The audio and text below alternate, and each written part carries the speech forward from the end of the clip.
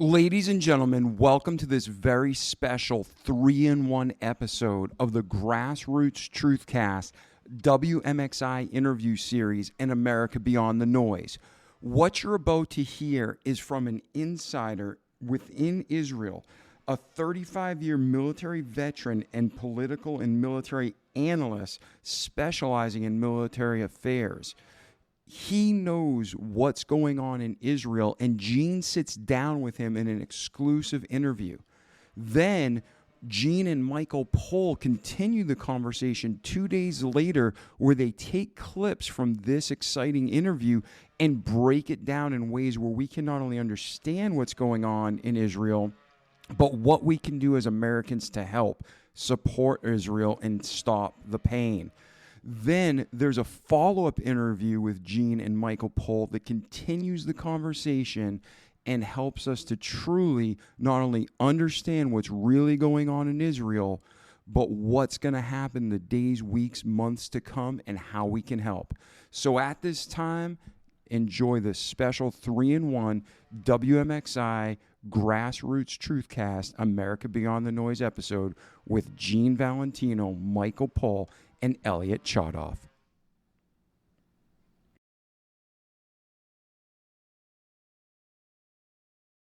This war that's going on in Israel has captured everyone's attention.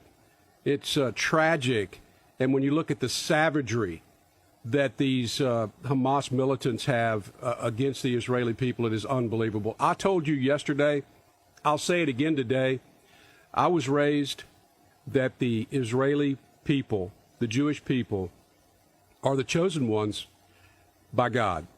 And I'm just going to tell you, they have been persecuted for a long, long time. And they finally got their own state. What was it, back in 1947, I think, something like that. After in World War II. And now we see that they are still trying to take it back from them. And so that's what we're looking at here. And it's horrible. But at the same time, it makes us realize, and it shows the fallacy of some of the policies of this administration. And so what we want to do now, we're going to bring in Gene Valentino. And Gene, of course, is our regular Friday guest. Gene, welcome in, by the way. Good morning. Good morning. I wish we could meet more often, but on better terms. Yeah. So you and I talked yesterday. You had a great, and you sent it to me, and I took some excerpts from it, but you had a great interview with a guy who is, I guess you could say, well, describe him to me, actually. His name is Elliot Chodoff, Chodoff. He's a military consultant, advisor. He's an officer of the Israeli Defense Forces. My interview with him went 1 hour yesterday morning at 5 a.m., which was 1 p.m. Israeli time. We talked surprisingly for a full hour. I was very grateful for the generosity of time he gave me. I was even more surprised with the depth of Israeli intelligence information he revealed in terms of the actual attacks going on in the villages and streets by Hamas outside of the Gaza Strip. And more specifically, what he described were the impacts in various areas around the nation. There's so much more to share with you, Michael, but... All right, so let's do this. I wanted to play some excerpts from... I mean, it was an hour long. There's no way we can obviously do that.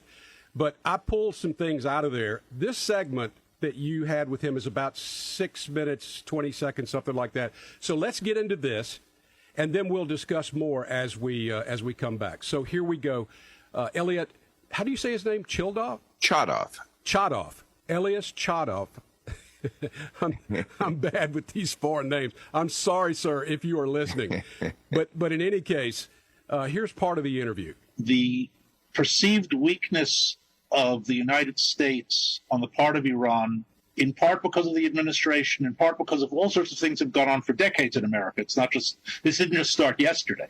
But if you add to that the conflict that's going on in Congress, I think it's all part of the strategic backdrop. In addition, I think that they made an enormous strategic error, and it's one that I can understand, and I can even explain it, in thinking that the mass demonstrations in Israel against Netanyahu and the government and the judicial reform would play out the way demonstrations would play out in Iran if an invader launched an attack during that period. If there were an attack on Iran during a massive demonstration period like we've seen over the past few months in Israel, those demonstrators would probably join the attackers to try to overthrow the government. What happened here is that the minute the attack started, the demonstrations ended.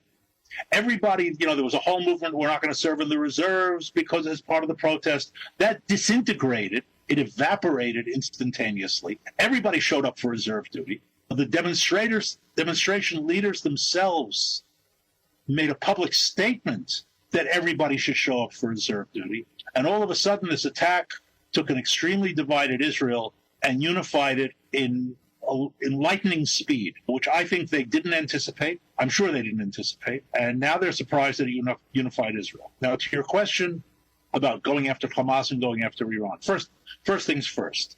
If we let Hamas off the hook in any way, shape, or form, the leadership of this country is bankrupt.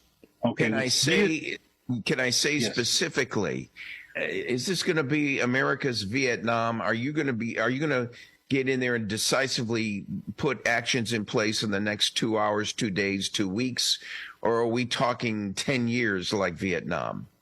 No. So first of all, we don't have that kind of time. Remember, this is a reserve military. I mentioned 300,000 have been called up. Remember, this is a country with a population of about 10 million people, men, women, children, elderly, everybody. 300,000 men, primarily, some women, but primarily men, being called up from civilian life and put into the military means that the economy of this country is coming to a screeching halt. Okay, in other words, a stopwatch has been started, and we can't sit around for weeks figuring out what we want to do with ourselves and what we want to be when we grow up.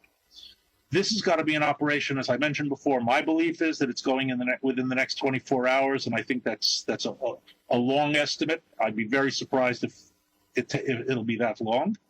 And it's an operation that has to be over in days, not weeks. Now, when I say days, I'm not saying 2 or 3 or 5. It might take a week. It might take 10 days. But it's a time frame that will be measured in counting days, not in counting weeks. It's October 9th, 2023.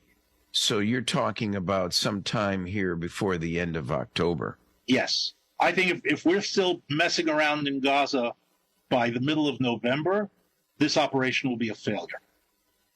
Do you anticipate heavy forces coming in of Israeli forces, or are you anticipating the help of the United States with I'd call heavy forces? No. First of all, we have more than enough force. Israel's policy has always been, and I'm a staunch advocate of this, we will do our own fighting. What we want from our friends, and primarily our main friend in the world, which is the United States, we're way beyond allies, I think, is cover our backs, provide us with the wherewithal, and with all due respect, get out of our way.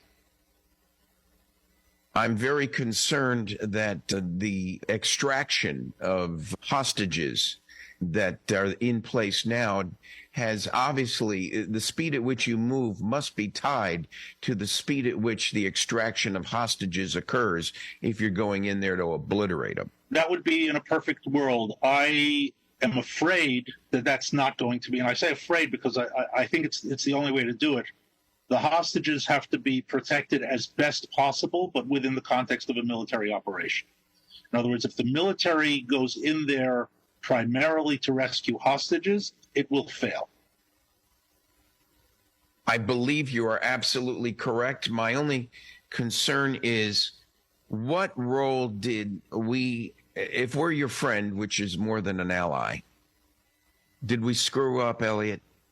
Did the Biden administration get too close to Iran?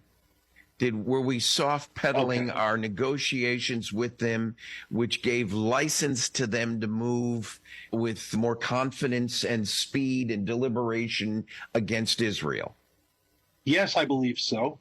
Any even the slightest moral assistance you give to a murderous fascist style regime will always have disproportionate impact on their behavior, because they'll take even the slightest hint of weakness or support or cozying up as saying, okay, they're giving us free rein to do anything we want.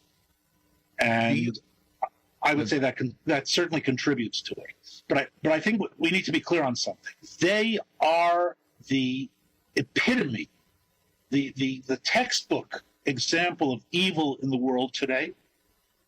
And the best we can do is mitigate it and ultimately eradicate it. You cannot negotiate with evil on that scale. That's exactly right. You cannot. And what a great segment that was, Gene. He predicted, first of all, that they would be, within 24 hours, they would be in Gaza taking care of this problem. He talked about the fact that we don't need you to come fight for us. What we need is you to get out of our way and help us with supplies, with munitions, with things of that nature. So I think that, Israel is one of those countries that you really don't have to worry about them. They're not scared to fight. They're not scared of the fight. And they're going to go in there and take care of business. They're already doing it. I'm monitoring the news, a couple of different news channels here in my studio. I mean, they're right now, they are wide open. Now, Ted mentioned something earlier that he heard that every building that they bombed, that they were going to kill a hostage or something like that. And he mentioned that too. He said this is a military exercise. If they can get the hostages, they will. But if they go for the hostages, it looks like that would make this military operation a failure. So, unfortunately for those folks that were made hostages, a lot of them probably won't make it out. I mean, that's the way it looks, at least for now. Welcome to war. Yeah, it's terrible, but yet we can sort of pin this on bad decisions, not just by the Biden administration, by the way. This has been going on a long time in the United States, and we've got, and I mentioned this earlier, we've got the enemy is within. We have people here in the United States right now that are not friends of our country, that are protesting on the streets right now in New York City. We have the enemy with us. Yeah, Michael, this is, while you're talking, first, thank you for this special report you've put together for today. We usually meet on Fridays. I'm honored to be with you under harsh conditions.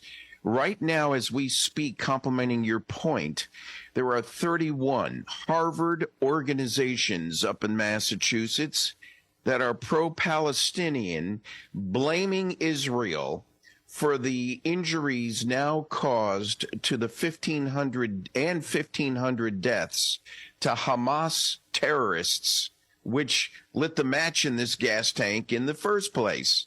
This is a deep state act. I asked him about the deep state. He agreed that there might be something more pervasive going on, but was, as a military analyst, very focused on the issues of the day in Israel. He is he has dual citizenship. He's American and Israeli.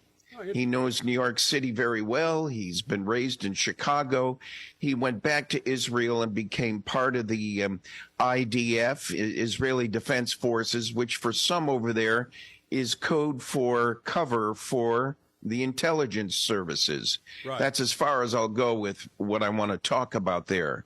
All I can tell you is I had a very credible source that gave me great information. He raised his eyebrows when I brought up, after the interview, he raised his eyebrows when we brought up questions related to the State Department and maybe spies within the State Department, only to see on the news this morning, Michael, a State Department individual under the Biden administration going back to Obama, who was transmitting data into Iran years ago. This isn't just about Hamas. They're a ragtag organization down in the Gaza Strip. This is about a deeper state conspiracy that has ties to Iran within our own government. And the White House has got blue lights on the front showing support for Israel while the turnip is in the backyard having a barbecue. I mean, I don't know what to make of this, but we really must go after the internal workings of our own nation and extricate those who have compromised our national security for us to truly be effective leaders in this nation, not just good allies to Israel. You know, this country is upside down. We everything that was right is now wrong. And, you know, it's not just the issues with the Israelis and the Jewish community. It's not just that. It's everything in this country. And that tells you that there's a plan in this country right now by enemies of this country that are inside this country, that have even been elected in this country, that are trying to do something to lessen the effects of the American way and the American system throughout the world. They don't want it. They don't want to have anything to do with us. They want us to leave them alone. They want to do their terror stuff over there. They're savages. These people are savages. Well, I've got some research I'm doing, and I plan to announce it on your show on Friday morning at 7:15. By the way, Friday, we can't do it. We got something else going on. So we'll have to do it Thursday.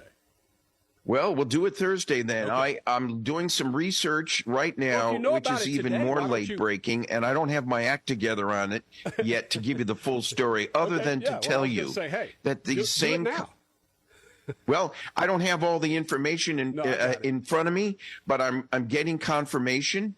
But to this individual who was compromising our national security, and those pallets of cash that ended up on the tarmac in Iran, we're now approaching $50 to $60 billion unloaded by the Obama and Biden administrations into the hands of Iran.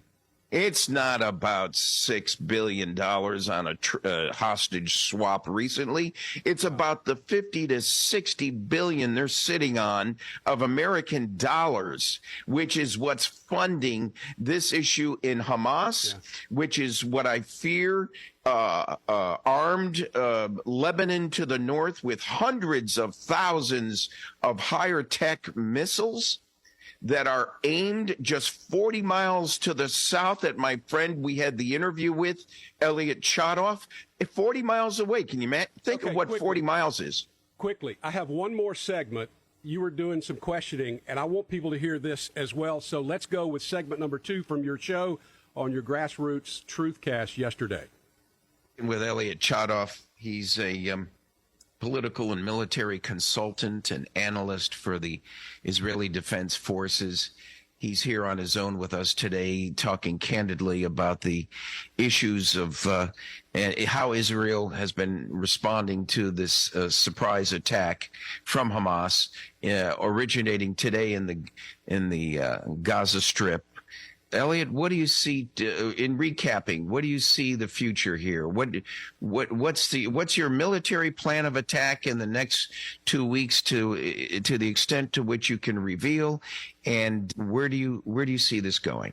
Well, let me start by saying that on the ancient and oft-repeated principle that no plan survives contact with the enemy, everything that I'm saying now is with that caveat. Within the next less than a day, I would say, I think that we are going to have a full-scale ground invasion of Gaza. The purpose is to destroy Hamas as an organization, eliminate its military capability, and that will require a huge amount of force, a huge amount of violence. I don't believe that we are going to show the particular care that we've shown in the past. They've crossed all the lines in the last few days, and the lines just aren't there anymore. So he says, basically, what did I hear there? He says, we're about to go bust their ass right now, and there's not going to be any, in other words, we're going after them. We're not going to stop. We're going to do it until it's over. Let me say that I walked away from that interview with the following statement meaning a lot more to me. He knows when to use a feather, and he knows when to use a hammer. That's right. He's using a feather on Hamas in the Gaza Strip. but it's only days, if not weeks away. You may see something unprecedented against the real enemy and the perpetrator of all of this, Iran. Yeah. It'll be beyond comprehension, and I fear the worst. Yeah. The guy is very tactful. He is obviously very well educated and understands what exactly is going on over there. And I think that was probably really, I mean, this has been some of the best information that I have heard, even with all the national news media. You know, here's Gene Valentino down in Pensacola, Florida, pulling this off. I think it was a great thing that you did there, and I hope a lot of folks. Let's tell people quickly how they can watch the full interview. Yes, thank you, Michael. Before you break, www.genevalentino.com. Click on Grassroots Truthcast.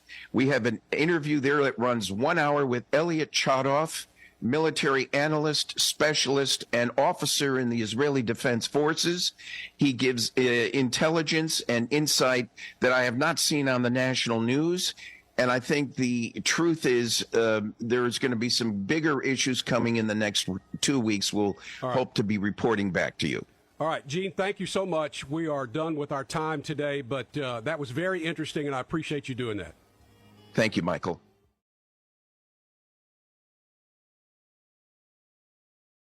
Good morning, Gene. Good morning, gentlemen. All right, so I guess we should start out maybe by just recapping what we have learned this week about what's going on in Israel. You've got some very good connections over there. Tell us what you know and what's happening. Thank you for having me, Ted and Michael. Last Tuesday, you had me on as a recap to a 1 hour special report we did on Gene Valentino's Grassroots Truthcast.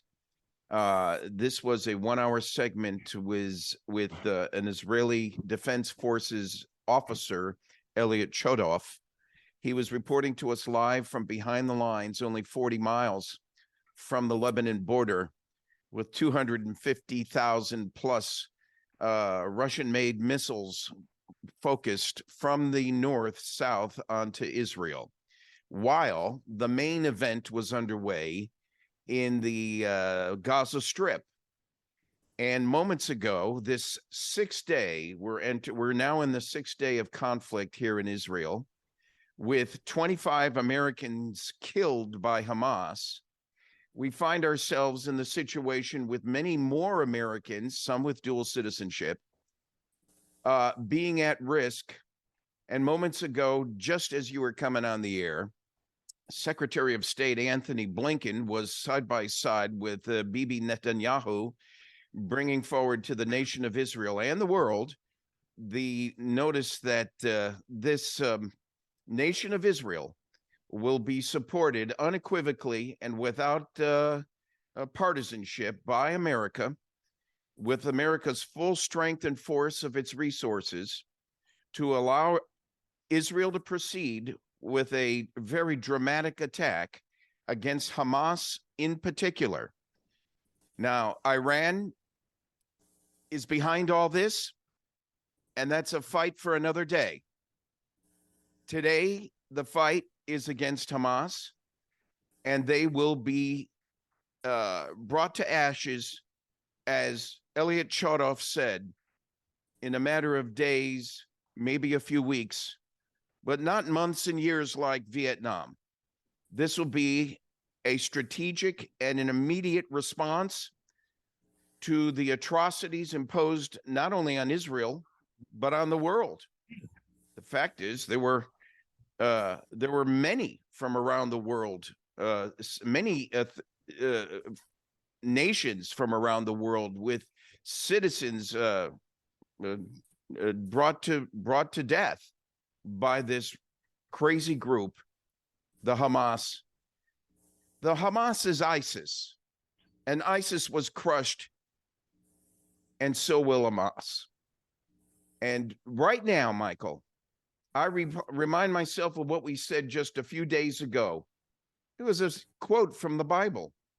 Quote, "Foreigners who live in your land will gain more and more power while you gradually lose yours. They will have money to lend you, but you will have none to lend them." In the end, they will be your rulers. So this is the 6th day, Michael.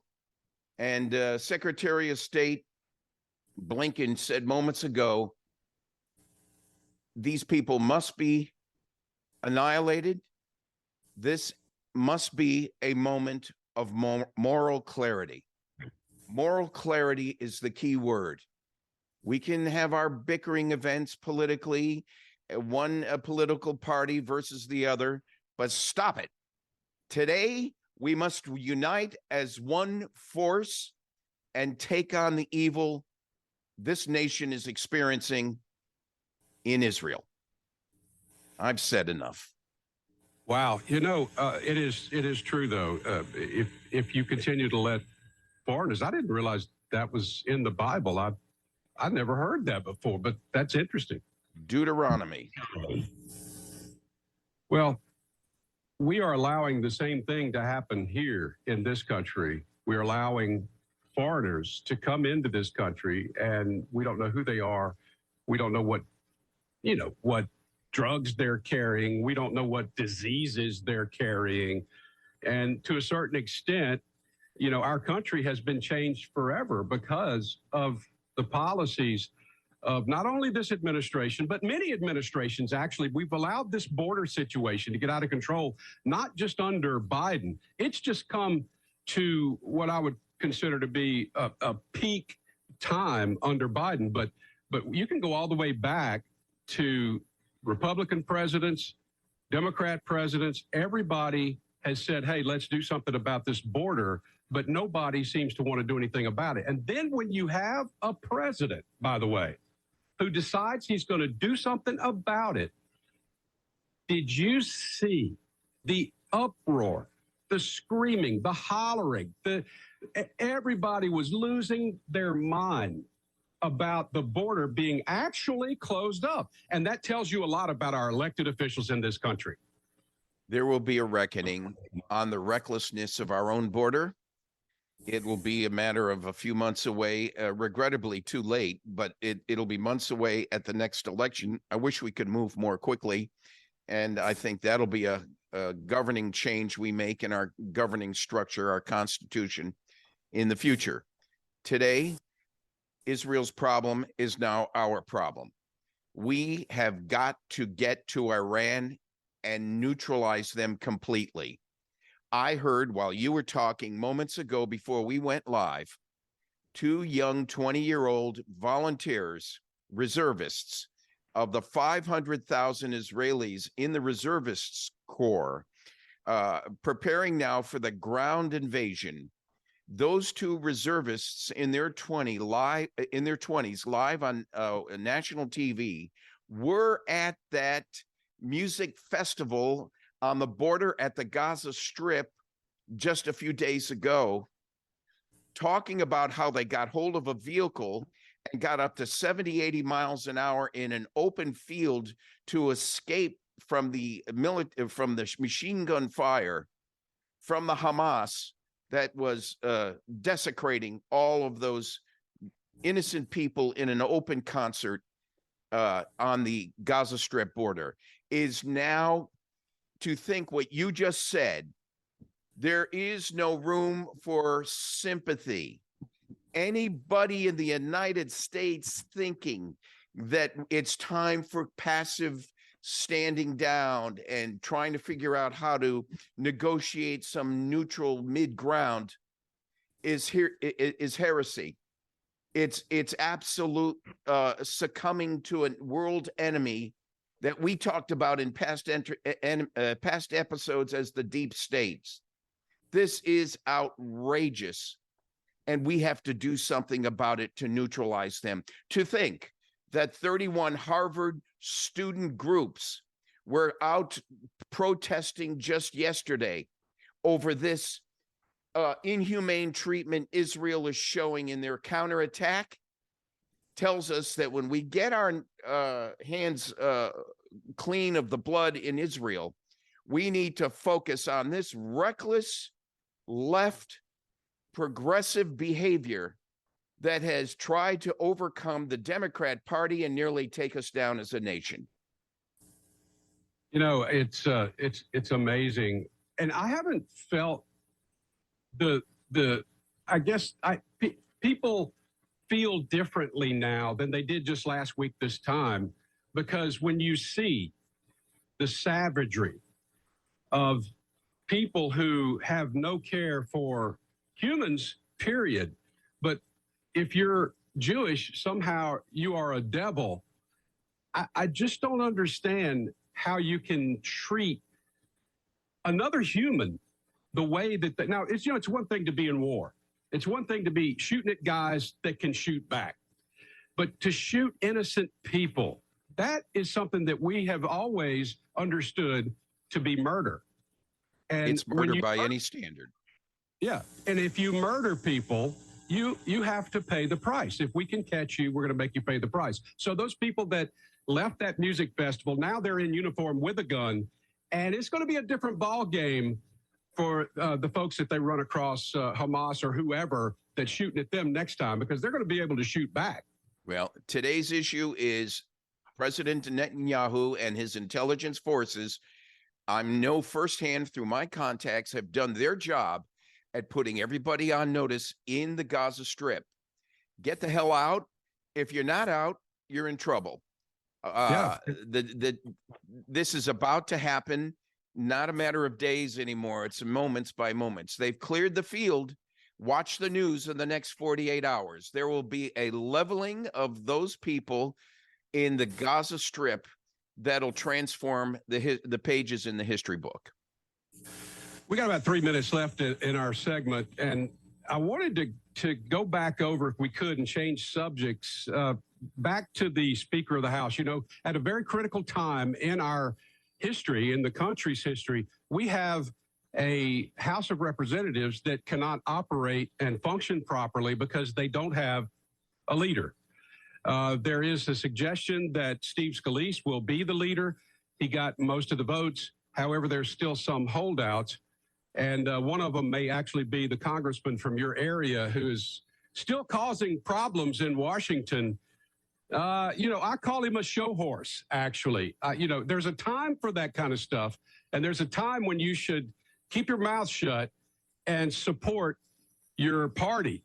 That's correct. So I wonder just what you think about that today as compared to last week this time. Well, it was cute and attractive just a week ago, but here are the consequences of throwing a grenade into the pond. We have an less than perfectly running Congress right now that can't even get a House Speaker chosen. And we have international issues and policy that are in hands of a turnip and a cackle in Washington, D.C. And we are relying on the Anthony Blinken, Secretary of State, to stand next to Netanyahu because Biden is incapable of doing so. To your point about Congressman Matt Gaetz, while his intentions may have been pure within his own mind, there are consequences for throwing a grenade into the pond, and we're left with less than perfect governance. Now, I'm happy with either Scalise or Jordan if Kevin McCarthy won't come back and take it, and if the votes are not there. But I'm more concerned about that congressional rule that allowed just one person. Nancy Pelosi didn't have that rule. She wanted to protect her little kingdom. She made it that you had to have 6 people to a dozen people voted in to get her to get thrown out. So no one would come together in that group to throw her out. So she was protected. And as a consequence, they could play this game in Congress of not running a budget through until the 11th hour, forcing the Republicans to vote in crap that wasn't really in the nation's best interest and threw us further in debt. Yeah. That rule's got to change in Congress, and new congressmen and women coming in need to make that rule change so you can have fair and equitable government governing in Congress to present the president a budget months in advance of the deadline for the next fiscal year, so that it has been vetted completely with clarity of thought. I know we're out of time, but kudos to Representative Derek Van Order Republican from Wisconsin, for putting politics aside and getting behind Biden to unify this nation behind Israel. Gotcha. Good morning. Thank you. And we'll see you next week. Best to you.